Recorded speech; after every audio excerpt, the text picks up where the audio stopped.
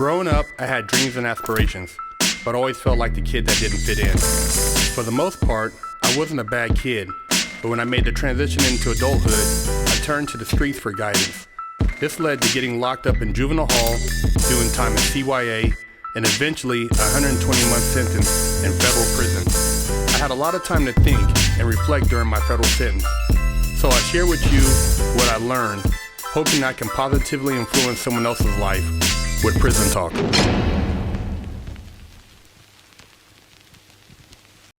What's up, everybody? Big Herc, Prison Talk, and you're tuned in to another episode of one of the dopest shows on YouTube. I want to say thank you to all our subscribers and to all our fans who have been tuned in from day one, who have supported us.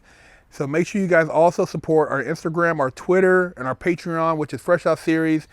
And also subscribe to our website, which is FreshOutSeries.com, and leave us a comment or question. We would love to hear from you. And also you can email us at FreshOutSeries@gmail.com. Fresh Out Series is also available for appearances, so holler at us if you guys want us to pop up at your workplace, college, or school to talk to people. Had a question from one of our viewers. Hey, Big Herc, having been in the porn industry, is it common for porn stars to be paid to have sex with politicians or businessmen, similar to the situation with Stormy Daniels? Of course. The porn industry, when I was in the industry back in the early 90s, before the internet blew up, you had a lot of, everything was pretty much done through the phone, through pictures. You had to mail out pictures. I mean, you didn't have the emails or the text stuff like that. But, guys would, see girls and through these magazines, and then they would reach out to, the publication or the photographer or maybe the model write in and see if they could hook up with these models.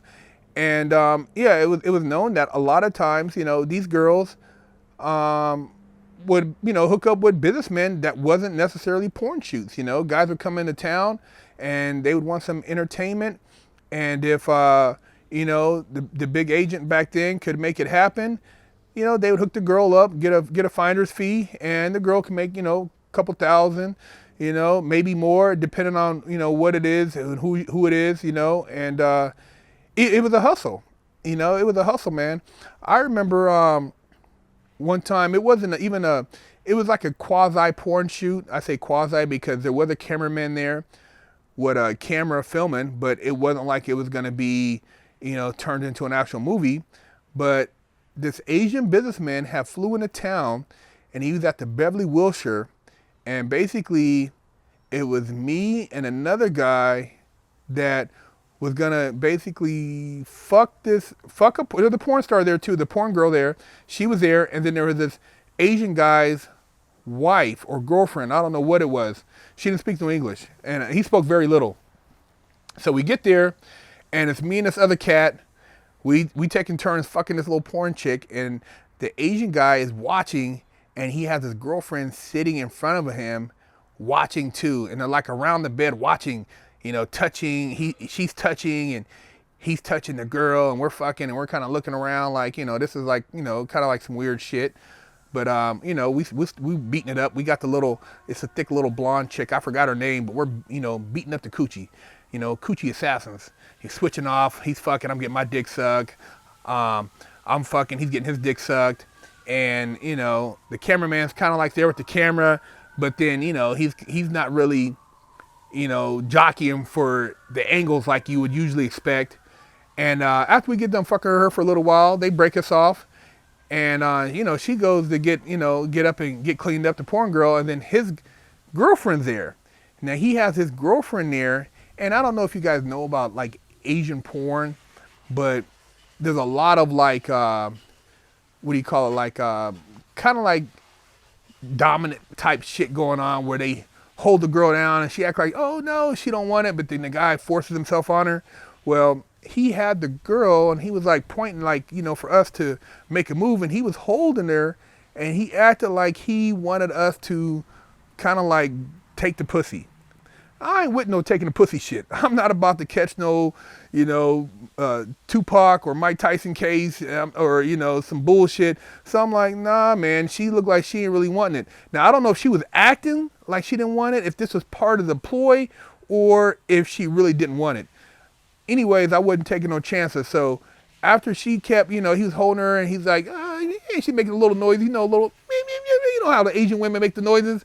And, she was like, motherfucker touch her and she moved. I'm like, all right, I'm out of here. I'm not about to go to jail over no punk shit like this. So, I bounced. The other dude, he looks at me like, man, this shit is like, we're not going to try to forcibly have sex with this broad. He bounces and, we get the hell up out of there. But we got paid basically to entertain this businessman who had a fetish to see his wife or girlfriend get fucked by a couple porn guys.